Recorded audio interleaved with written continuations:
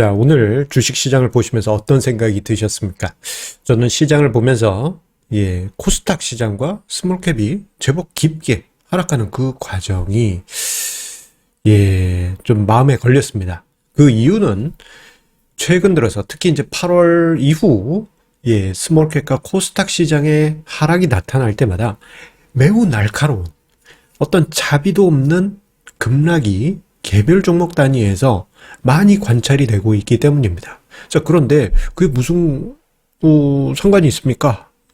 지금 오늘 눈에 보이는 지금 주제랑 무슨 상관이 있습니까? 라고 생각하시겠습니다만, 이 모든 것이 자, 과도하게 팽창된 비트 규모가 최근 들어서 강제 청산이 되었던, 혹은 급한 마음에 매도가 되었던 어떤 형태로 증시에서 강한 매도의 원인이 되고 있기 때문입니다. 자, 최근에 급증한 비트 규모, 그리고 최근에 강제 청산, 반대 매매가 늘어나면서 금감원에서는 소비자 경보까지 보도자료로 발표할 정도입니다. 자, 오늘 증시 토크 좀 진지한 이야기를 준비를 했으니까요. 증시 토크 끝까지 들어주시면서 우리가 이 주식시장에서 살아남고, 자, 그리고 성공 투자로 가기 위해서는 어떻게 해야 될지 함께 진지하게 생각해보는 시간 가져보시기 바라겠습니다. 구독, 좋아요 버튼과 함께 본론으로 들어가 보도록 하겠습니다. 자, 금감원에서 어제였습니다. 주식 신용 거래에 따른 투자 위험에 대한 소비자 경보를 보도 자료로 발표를 했습니다.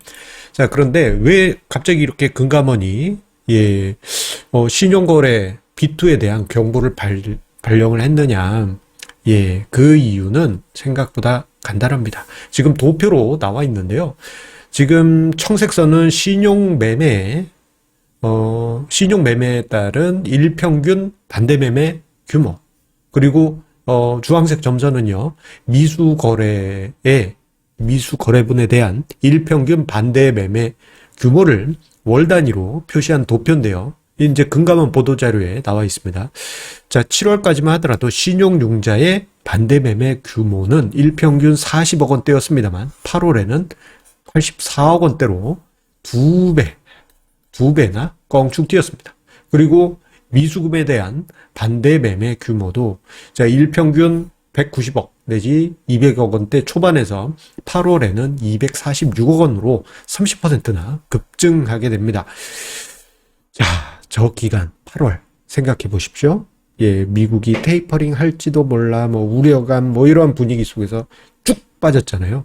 근데 쭉 빠질 때 보게 되면 스몰캡하고 코스닥 시장의 낙폭이 더 컸었고, 하락할 때 개별 종목에서 인정사정 없는 하락이 나온 것을 여러분들 기억을 하실 것입니다. 이러한 모습은 전형적인 반대 매도의 전형적인 기계적인 매도의 모습이라고 할 수 있겠습니다. 이러한 매도는 어떠한 자비도 없습니다. 일단 대출해준 원금을 회수해야 되기 때문에 체결 가능한 금액으로 매도를 합니다. 예전에는 하한가로 투매를 했지만 너무 심했다 해가지고 이제 좀 한 10% 선에서 일단 매도하고, 그 다음에 체결이 안 되면 체결되는 방향으로 그렇게 이제 기계적인 매도가 나가는데, 어쨌거나 이러한 영향으로 인해서 코스닥 시장과 스몰캡의 급락 상황이 만들어질 수밖에 없습니다. 그 이유는 이게 대형주에서도 동시에 나타나는 현상이긴 해요. 하지만 코스닥 시장이나 코스피든 코스닥이든 스몰캡 같은 경우 거래대금 이러한 부분이 적기 때문에 같은 금액이 투매됐다 그러면은 코스피 대형주는 그런 대로 이거 뭐야? 그냥 한 호가에서 체결되는 수준이라고 하더라도 스몰캡에서는 이거 하한가까지도 밀고 내려갈 수 있는 그러한 악성 매물로 변신할 수가 있습니다.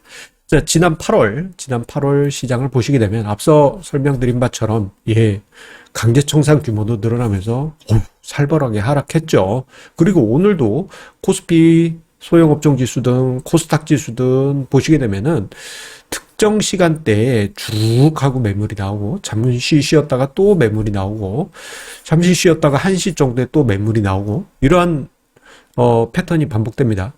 보통 강제 청산이 진행이 될 때는 이게 뭐 금융기관에 따라 틀리겠지만 특정 시간대에 집중되는 경향이 있어요.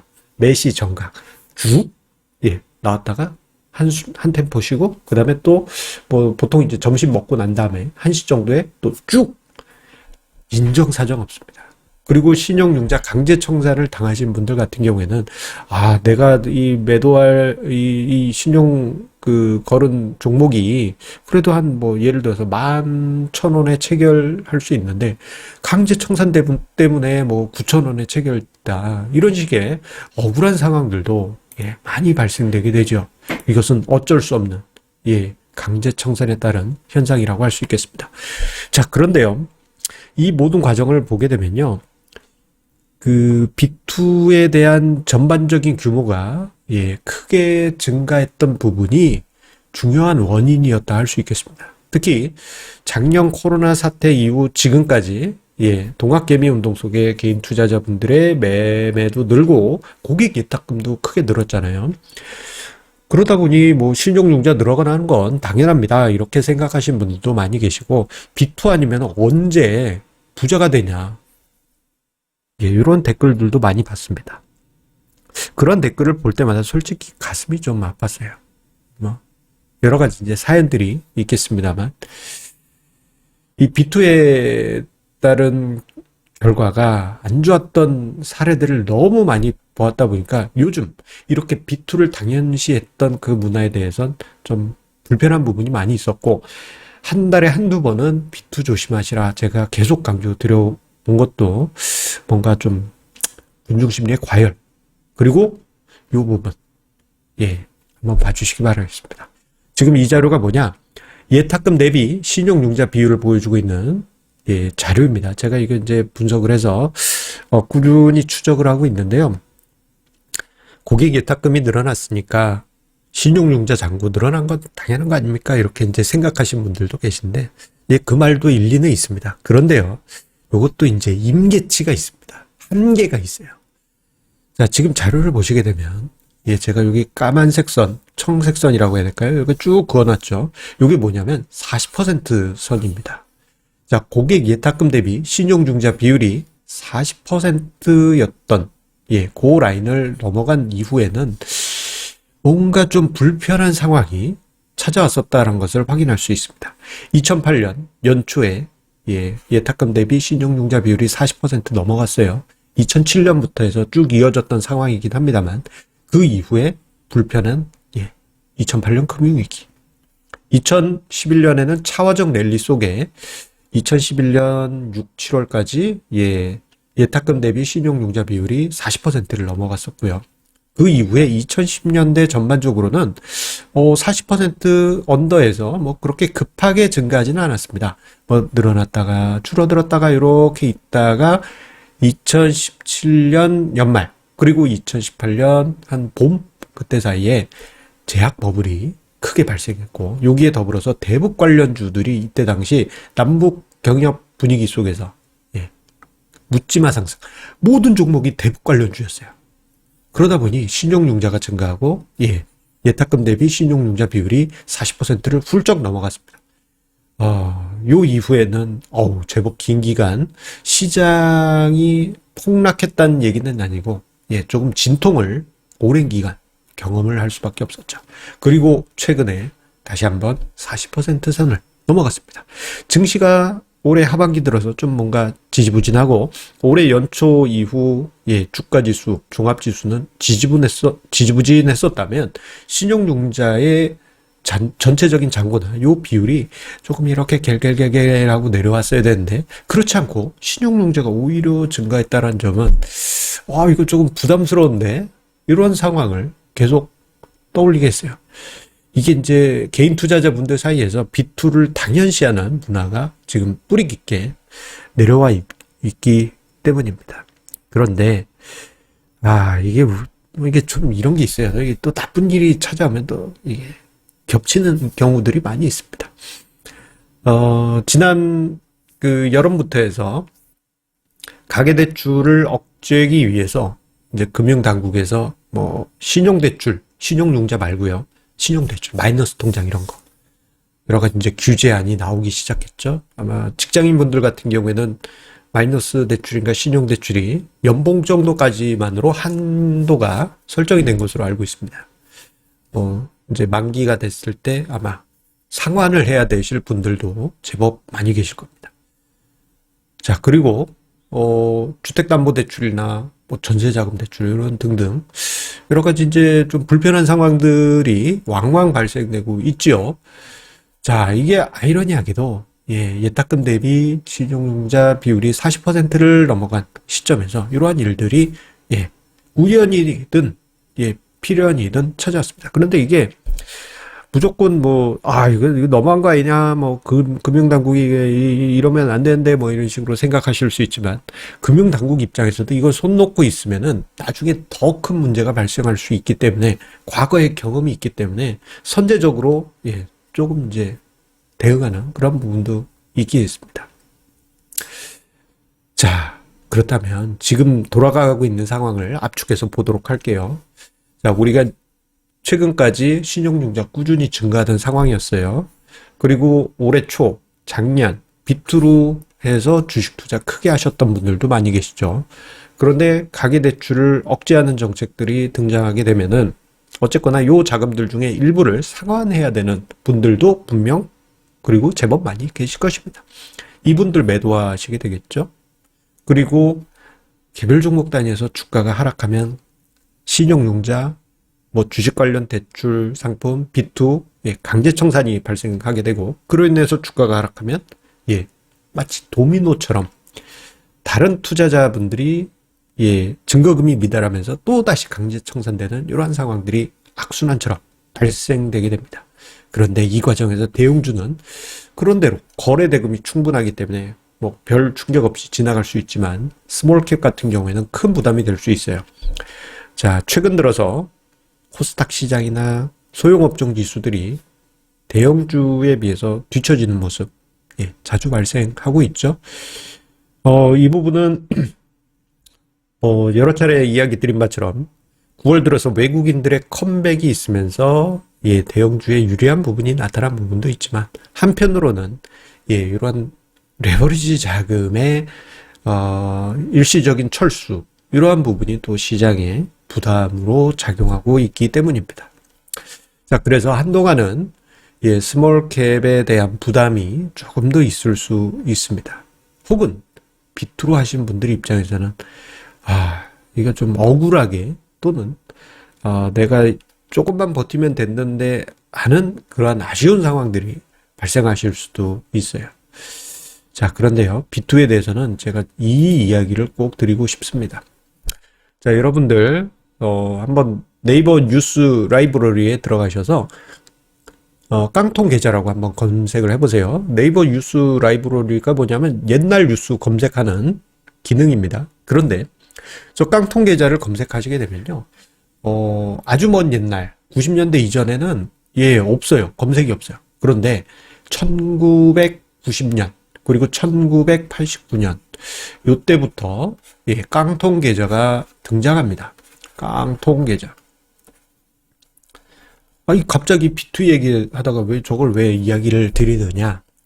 자, 우리나라 주식시장 역사에서요, 지금은 이제 깡통 계좌, 이게 흔한 용어잖아요. 그런데 깡통 계좌라는 단어가 등장한 시기가 80년대 후반, 그리고 90년, 요때입니다.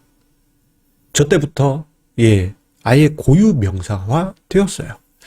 자, 그런데 왜 90년 10월 10일, 10월, 저 때 갑자기 저렇게 뉴스가 확 쳤느냐?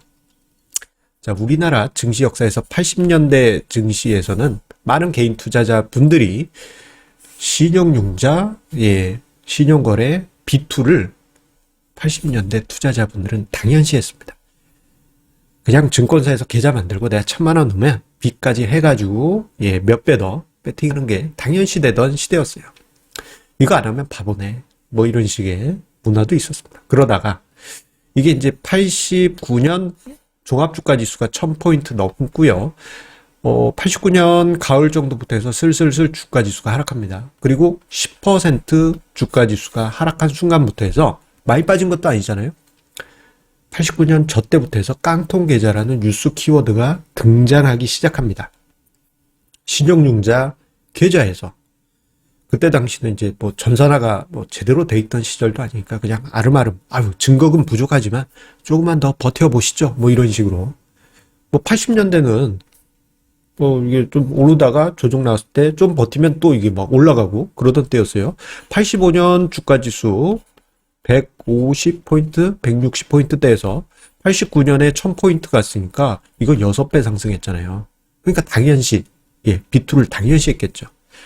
하지만 89년부터 해서 증시가 조금씩 하락할 때마다 증거금이 미달된 깡통 계좌가 급증하게 되고요. 급기야 90년대 들어서는 종합주가지수가 600포인트, 700, 600 이렇게 쭉쭉 하락하게 됩니다. 반토막 났던 것도 또 아니에요. 그런데 이때 난리가 납니다. 90년 10월 10일 1990년 10월 10일 깡통계좌 일제 정리를 전격적으로 그때 당시 금융당국이 단행을 하게 됩니다. 그러면서 저때 난리 났어요. 자, 뭐 개인 투자자분들 중에 저때 당시 깡통계좌 차셨던 분들, 그냥 진짜 손실이 확정되고, 그냥 빚더미에 앉으셨던 분들도 다반사였고요. 그때 당시 서울에 보게 되면 그래도 주식 투자 많이 하셨을 거 아닙니까?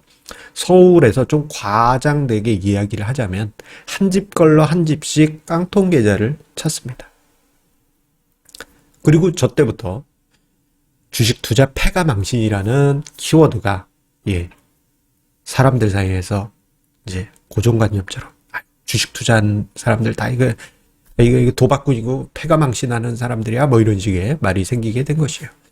자, 최근에 그러한 비슷한 분위기가 개인 투자자분들 사이에서 있었습니다.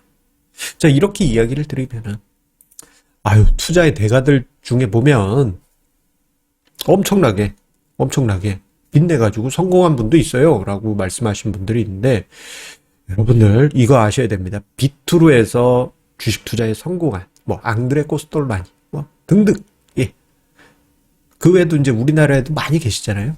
그런데 그렇게 성공하셨던 분들보다 몇십 배, 몇백 배, 아니면 몇만 배 더 많은 개인 투자자 분들이 시장에서 그냥 퇴출되셨습니다.